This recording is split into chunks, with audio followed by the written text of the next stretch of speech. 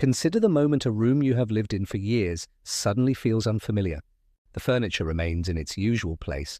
The light falls across the floor at the same angle it did yesterday. Yet, the warmth has vanished. The objects have become, quite literally, objects. Silent, heavy, and indifferent. You might tell yourself you are tired, or that the decor has simply grown old, but the sources suggest a more unsettling reality. The world is dead and cold until we choose to light it up. This coldness you feel is not a quality of the room, but a sign of a withdrawal, a retreat of an internal force that once made the world speak to you. We often walk through our lives believing that the beauty or the meaning we find is a property of the things we see. We believe the music is beautiful, the work is meaningful, or the person is captivating. But the sources invite us to see this as a fundamental misunderstanding of the human psyche. It is not the object that possesses the light. It is the libido we bestow upon it that makes it attractive and interesting. When that interest fades, the object remains exactly the same as formerly, but it has lost its soul because you have taken yours back. This creates a profound paradox in how we experience reality.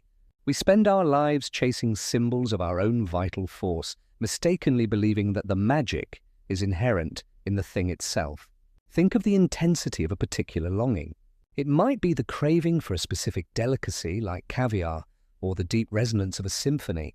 To the surface mind, these are two entirely different experiences, one physical and one aesthetic. Yet the source suggests that the longing is the same, even if the objects change. The object is often heterogeneous and paltry compared to the sheer intensity of the energy we pour into it. We are, in essence, a sun that has forgotten it is the source of the daylight. We wander through a world of shadows, searching for a glow that we ourselves are casting. This leads to a peculiar form of psychological blindness. When we overinvest in a situation or an idea, we exhibit an overemphasis that indicates there is too much libido concentrated in one spot. This concentration inevitably causes a corresponding depletion elsewhere. We become slaves to the very objects we have illuminated, forgetting that the magic was a gift we granted them in the first place. This conception of human desire marks a significant departure from more familiar, narrow views of motivation. Carl Jung, looking at the world from a perspective that sought to move beyond the strictly biological, proposed that this energy, this libido, is not merely a sexual urge, but a universal, neutral life force. He compared it to the energy of physics, or to Bergson's élan vital, a hypothetical energy of life that manifests in every physiological and psychological movement. In this world, every passion, every curiosity, and every quiet interest is a channel through which this single underlying life power flows. The history of human culture, then, is not a history of new inventions, but a history of desexualizing this primal energy. It is the story of moving energy away from immediate biological aims and toward higher psychological tasks. This was the world Jung occupied, a world where the human soul was seen as a dynamic system of energy management, struggling to release the libido from archaic, stagnant paths so that it might flow freely into the present. To understand this energic theory of the soul, one must first look at the sheer fluidity of this stream. Libido is not a fixed instinct. It is a cosmic energy or a universal will to live. It operates like an iceberg, with only a small fraction visible to our conscious intelligence, while the vast majority remains below the threshold of consciousness. This energy moves and attaches itself with a power that often bypasses our rational will. When we complain that we have lost interest in our work or our surroundings, we are describing a biological event. The libido has been withdrawn from the object, leaving it seemingly empty and dull. This suggests that our modern struggle for fulfillment is perhaps not a problem of finding the right things to do, but a problem of learning how to manage the stream itself. The attractiveness of the world is a bestowed value, a sun energy that we project onto the canvas of existence. This bestowal of value reaches its most intense expression in our conceptions of the divine. The sources suggest that what we call God, or the divine, are actually projected complexes of representation. We take the sum of libido that feels most powerful and inexorable within us, and we name it God or the sun. In this light, God is our own longing to which we pay divine honors. This is not an attempt to dismiss the spiritual, but to ground it in a biological truth. By bearing a God within oneself, an individual gains a guarantee of happiness and power. It is a psychological mechanism that strengthens the psyche against the weakness and insecurity of real life.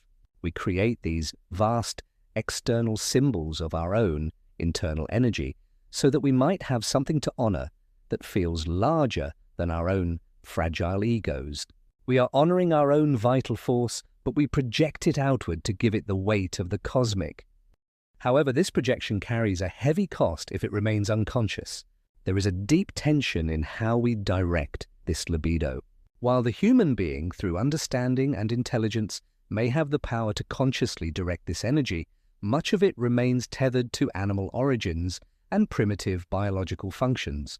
Nature, the source warns, cannot indefinitely be deceived. If we withdraw our energy from the real world, perhaps out of fear or exhaustion or a desire for the ideal, without putting in its place a real compensation, we are overtaken by inevitable results. These results manifest as depression or neurosis, the psychological equivalent of a landscape where the sun has set and no moon has risen to take its place. We cannot simply stop the flow of energy. We can only change its channel. If we fail to find a present, meaningful vessel for our libido, it will inevitably sink back into archaic, stagnant paths, dragging the soul into the shadows of the past. We find ourselves, then, in a world that is essentially a mirror of our own internal vitality. When we walk through a gallery and find a painting captivating, we are seeing the libido we have bestowed upon the canvas. When we find the same painting meaningless a year later, the canvas hasn't changed. The soul has simply withdrawn its investment. This leads to the realization that we are often chasing the symbols of our own vital force, mistakenly believing that the power resides in the object. We might obsess over a career, a person, or a status symbol, granting them a divine importance, only to find that we have become slaves to the very light we projected. We forget that it was our own sun energy that gave them their power, and in doing so we lose our own sense of agency. Consider the weight of this responsibility. If the world is only as alive as the energy we pour into it, then the boredom or meaninglessness of modern life is not a commentary on the state of the world, but a diagnosis of a withdrawal. It is a question of where the sun of the soul is currently pointed. Are we consciously directing our understanding and intelligence to illuminate the world? Or is our energy being drained by overemphasized ideas that leave the rest of our lives in darkness? The psyche is a closed system. Too much libido in one area always means a corresponding depletion elsewhere. The obsession with the one is paid for by the death of the many. We must look deeper into the nature of this desexualized energy. Jung suggests that the transformation of primal libido into higher functions, such as the protection of the young or the creation of art, is the very definition of development. It is the movement of the stream from the narrow channel of biological survival into the wide delta of human consciousness. But this stream is turbulent. It carries the animal character of its origins, a raw and potent force that does not always take kindly to the intelligence that tries to direct it. There is a constant negotiation between the primitive will to live and the sophisticated will to mean. When this negotiation fails, when we try to force the libido into channels that are too narrow or too heterogeneous to our true nature, the energy stagnates. Imagine a life where the energy has become stuck in the archaic paths. To the outside observer, the person has everything. They have the objects, the status, and the symbols of success. But internally, the sun has withdrawn. The objects are exactly the same as formerly existed, but they no longer provide happiness and power. The individual begins to chase more and more paltry objects, hoping to reignite the flame, not realizing that the flame is an internal bestowal. This is the tragedy of the overemphasis. We look for the energy in the place where it has already been depleted. We search for the light in the shadows we have created. This leads us to a confrontation with our own longing. If God is the name we give to our own most powerful internal energy, then our spiritual and emotional life is an act of paying divine honors to our own vital force. This recognition changes the nature of devotion. It suggests that the beauty we see in the world is a form of self-recognition, a moment where the soul sees its own light reflected back from the surface of the world. We are not merely observers of reality, we are the active participants who give it life. Without this participation, the universe returns to its natural state, dead and cold. The danger, as the source points out, is in the weakness and insecurity of real life. We use these projections, these gods and sun energies, to strengthen ourselves. But if we forget that they are projections, we lose our connection to the source of the light. We become like the person who stares at a reflection in a mirror, forgetting that the reflection only exists because they are standing in front of it. We become slaves to our own symbols. We give away our happiness and power to objects that have no power of their own. This leaves us with questions that do not offer easy comfort. If the value of everything you love is actually a bestowal from your own internal sun, what does it mean to truly love another person? Are you seeing them, or are you merely honoring the projected complex of your own longing? Furthermore, if the withdrawal of libido is what causes the world to turn dead and cold, can we ever truly blame our circumstances for our lack of interest, or must we look at the archaic, stagnant paths where our energy has become trapped? And finally, if we are the masters of our own sun, yet so much of its power remains below the threshold of consciousness, how much of our life is lived in the light of our own making, and how much is spent wandering in the shadows of objects we have forgotten how to illuminate, we are left to sit with the possibility that the world is exactly as bright as we are. The objects remain exactly the same as formerly, waiting in the cold and the dark for a bestowal of value that only we can provide. The magic is never in the thing itself, but in the living power that flows from the observer. We are the light bringers, yet we live in fear of the dark, a dark that only exists because we have turned our gaze away. Every significant object in your life is currently carrying a psychological weight that you have assigned to it. That heirloom, that letter, that specific corner of the park, they are not inherently special. They are the heterogeneous and paltry vessels into which you have poured your cosmic energy. If you were to walk away today, those objects would return to being exactly the same as formerly. Mere matter, cold and silent.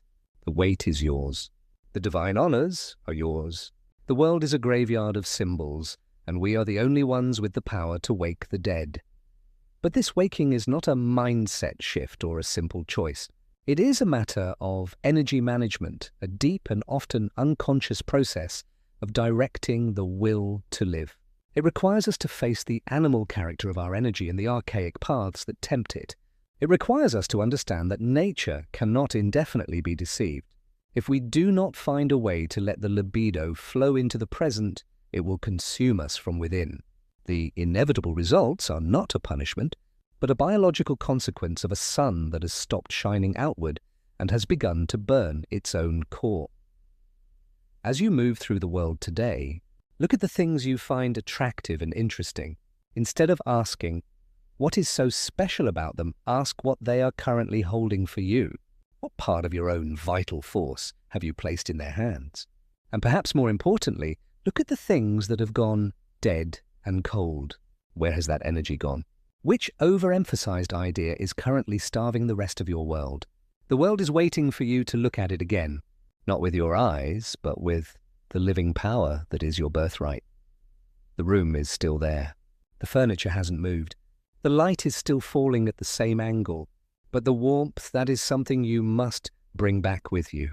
You are the God within your own self, the one who grants happiness and power to the mundane. The world is only as cold as the soul that has forgotten how to bestow its value. The sun is not in the sky. The sun is the longing that moves you toward it. And as long as that longing remains, the world can never truly stay dark.